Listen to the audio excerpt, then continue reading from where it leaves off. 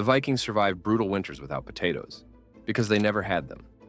By the 900s, they were already growing a different root crop across Greenland, Iceland, and Norway, one that tasted better after frost. Today, I'll show you the Viking-Age crop that beat potatoes for 600 years and why barely anyone grows it anymore. Have you ever wondered why Viking settlements keep digging giant underground pits for roots instead of grain? And why do those pits stay full even in years when everything else crashes? That detail confused archaeologists for decades until they looked closer at what the Vikings were storing. The funny part? It isn't potatoes. Potatoes arrived in Europe around the late 1500s. Vikings lived 500 years earlier. So whatever they're growing has to survive cold, poor soil, and months of darkness. Not many crops can do that. This one does it without drama. At Jorvik in England, archaeologists sift through 9th century soil and pull out burned root pieces that match a crop still grown in tiny pockets of Scandinavia today. That's how tough it is. You burn it, bury it, freeze it, or forget it for a full season, and it still shows up again. Norse farm accounts from around 1120 talk about families lifting the roots after the first deep cold because frost boosts the sweetness. That alone tells you something. What kind of vegetable tastes better after the landscape turns into ice? Travelers in 1392 write that Icelanders roast it next to dried fish on stormy nights when nobody dares step outside. The root gives calories, warmth, and a kind of steady, earthy comfort that grain porridges never quite deliver. And once you see how this thing survives brutal weather, you start asking a new question.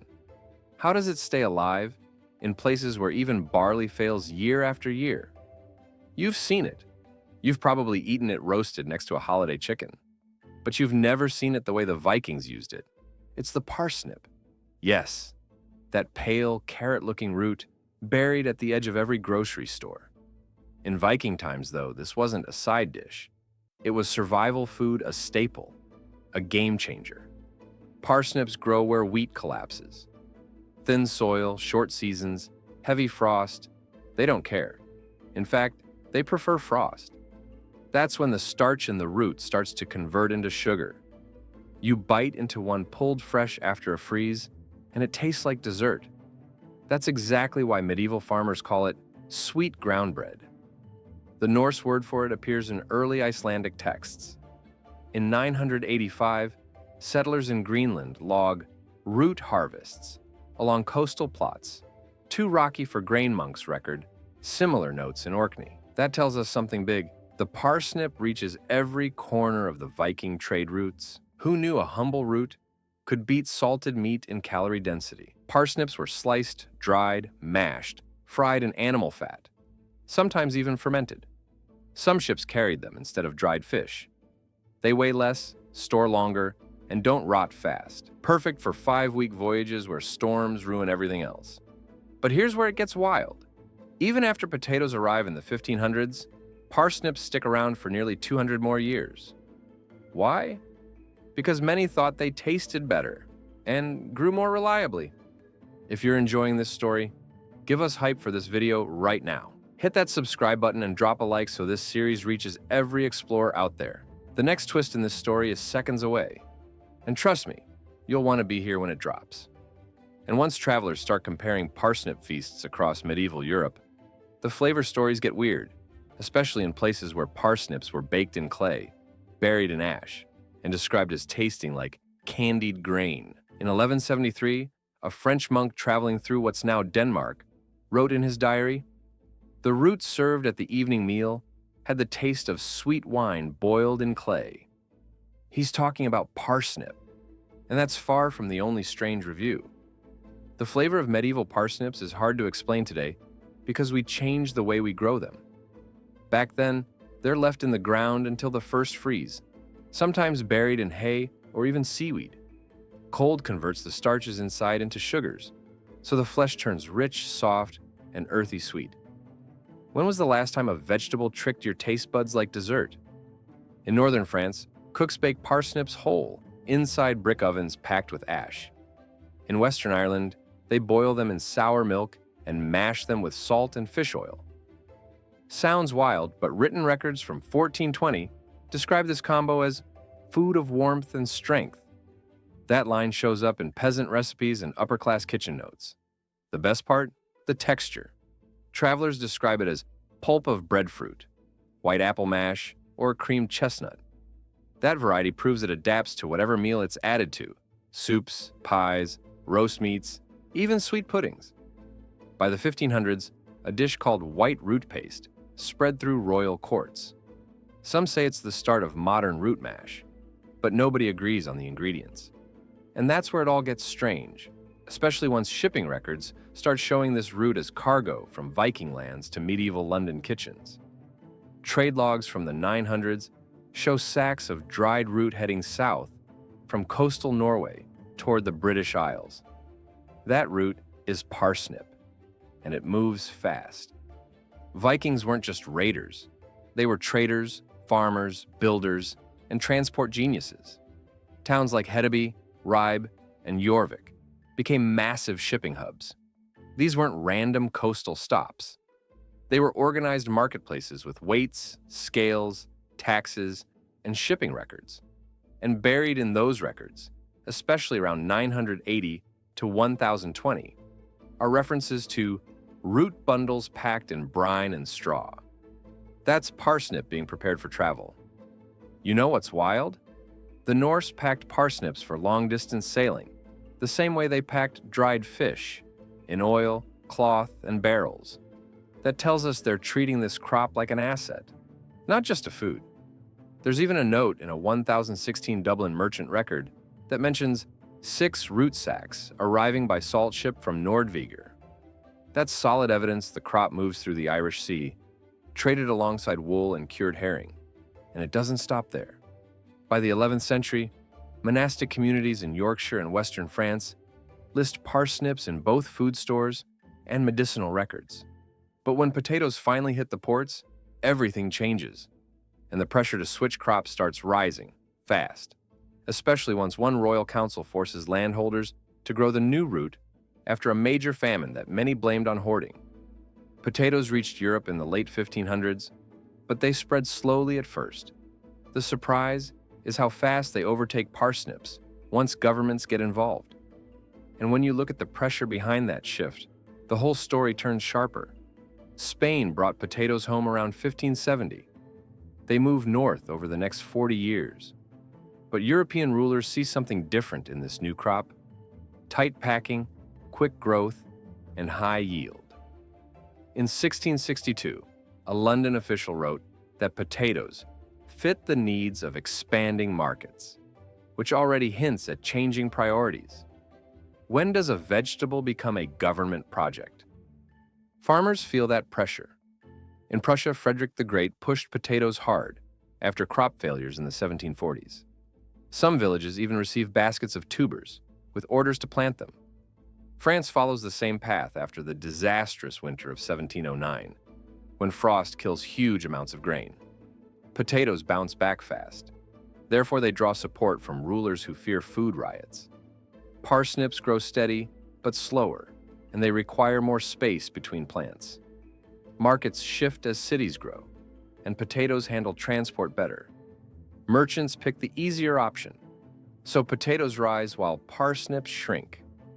By the early 1800s, travelers complained that parsnips were missing from major markets in London and Rouen. Yet rural homes keep growing them in secret, especially families who distrust outside control over their fields.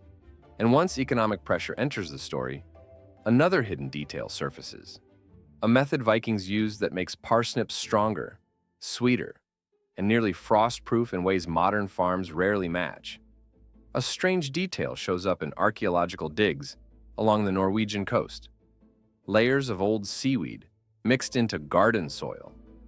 That one clue explains why Viking parsnips thrive where other crops break down. They're grown the old way: raised beds, seaweed mulch, and rotation patterns built for cold climates. Seaweed is packed with potassium, calcium, and trace minerals. Farmers in 950 spread it across beds, then mixed it into rocky soil. The salt scares pests away. Therefore, parsnips grow with less damage than grain. How many crops survive pests with something collected from the beach? Raised beds help even more. They warm the soil earlier in spring, which gives parsnip roots an early head start. A 1231 Icelandic farm note mentions warming mounds for the white root, which points directly at this technique. The method increases yield, keeps roots straighter, and reduces rot during wet seasons. Stored properly, these roots last months. Dried slices survive sea voyages from Trondheim to Dublin. Fresh roots last through brutal winters, especially when buried in straw or sand. That storage advantage shapes Norse diets for centuries. Modern tests in Denmark prove the same thing. When grown in shallow soil enriched with seaweed, parsnips show higher sugar levels and better frost resistance. That combination turns them into one of the most adaptable crops in Northern Europe. Yet as farming industrializes, these methods vanish, and parsnips lose the advantages that once made them essential. And that disappearance sets up a bigger surprise once nutrition records reveal how the root compares to potatoes in every measurable way, including one number governments tried to downplay in 1863. A nutrition report from 1863 quietly compared root vegetables by weight. One number stood out. Parsnips had more calcium, more fiber, and more sugar than potatoes. That detail barely made headlines, but it rewrites what we thought we knew about survival food. Per 100 grams, parsnips deliver more natural energy. They store longer, they resist frost. They contain folate, manganese, and vitamin C in higher amounts. How does a crop this healthy vanish from our diets? The real twist? Potatoes may have more bulk, but parsnips carry better long-term value for small, cold climate farms. They're less watery. They dry better. You can even grind dried parsnips into flour. Viking households use that trick for travel cakes. Mashed, mixed with oat or barley flour, shaped into discs, and left near the hearth to dry. By the 1800s, as governments pushed potatoes into schools and barracks, parsnips faded from official records. One English farming manual from 1871 still calls them a root of sweet content, but that phrase vanishes from later editions. Markets move on. Modern nutritionists circle back. In 2002, a study from Finland showed parsnip consumption improves digestion and blood sugar stability in cold season diets. That confirms what the Norse knew all along. But something else kept the root alive in certain places, even when markets gave up on it, especially in remote island farms, where stories passed down through generations explain how one crop kept families alive during brutal years of war rationing and land seizures. In 1948, a farmer on the Isle of Skye told a visiting researcher, "We grew the white root in the back field because it never failed us." He means parsnips, and that one sentence holds the key to the crop's quiet survival in places where food networks collapsed. Throughout the 20th century, modern agriculture moves fast. Bigger farms, bigger machines, faster crops. But parsnips keep showing up in tucked-away places, rocky hillsides in Western Ireland, salt-bitten farms in coastal Norway, old sheep pastures in the Hebrides. Why? Because these families remember. They pass recipes, planting methods, storage tricks, and stories. During World War II, parsnips quietly returned.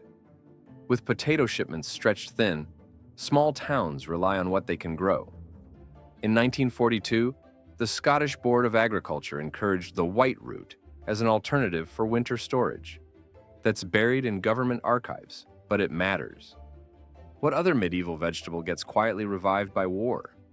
Even into the 1970s, reports from Barra and parts of rural Wales mention grandfather's root mash, made from stored parsnips and smoked oats. It's not glamorous, but it feeds people. And that emotional memory, food that shows up when nothing else does, keeps the seed alive, even when the crop disappears from store shelves. But it doesn't end there, because today, a new group of people is chasing this lost root again: chefs, growers, and food historians. And one Michelin-starred kitchen in Copenhagen just shocked diners with a dish no one saw coming. In 2018, a Copenhagen restaurant listed a strange side dish on its winter menu: caramelized parsnip root, aged in hay, finished in smoked butter. The reaction? Diners thought it was dessert, but it came from a crop most of them forgot even existed. That dish wasn't a one-off. Chefs across Scandinavia and parts of the UK are rediscovering parsnips in a big way. Not as a side, but as the center. In Denmark, a food lab run by old-school farmers and experimental cooks tracked forgotten root vegetables for 3 years. Parsnip ranked highest in sweetness, yield, and frost resistance. So now it's back on plates. What other crop from 1,000 years ago has Michelin star chefs scrambling for seeds? In Sweden, small regenerative farms are trialing parsnips alongside barley and fava beans, using no chemical sprays. The results? Stronger yields than carrots and better winter survival than beets. These farms are betting on deep history to fix future food systems. Meanwhile, heirloom seed banks in Wales and Brittany have started receiving new requests for rare parsnip varieties that were last listed in catalogs before World War I. That tells you something's shifting. This comeback isn't just nostalgia, it's function. People want crops that work through chaos, crops that hold their own when weather swings and systems break down. And while most trends burn out fast, one archived shipping log from 1857 might hold a bigger clue: a legal case involving a parsnip crop, a broken treaty, and a hidden tax code. In 1857, a cargo of parsnips arrived in the Havre, France. It's marked as dried medicinal root, but customs agents seize it. The reason? A tax dispute over import classification, one that ties into a forgotten treaty regulating food goods versus herbal goods. And just like that, an ancient crop becomes part of a trade argument. That tiny moment, buried in legal records, says something big. Even when the world forgets a plant, it doesn't stay forgotten forever. Parsnips aren't flashy. They're not rare like truffles or branded like quinoa. They just work. They grow in the cold. They taste better after frost. They travel well. They give back more than they take. And they've already proven themselves through famines, wars, and weather no farmer asks for. How many modern vegetables can say the same? What we're seeing now, and with chefs, growers, researchers, and small communities, feels less like a comeback and more like a return. A return to something reliable. Something that stood the test of centuries before we traded it for fast food and convenience crops. Parsnips won't fix everything. But when history hands you a root that once kept Viking villages alive through the hardest winters on record, maybe it's worth digging up again. And in the next story, there's another food that kept people alive through those same winters, one made from seaweed, salt, and a cooking method that nearly vanished with the last fishing monks of the 1400s. This story isn't just about a forgotten crop. It's about what we lose when we stop asking what worked before. Click the next video now. Another buried story's waiting.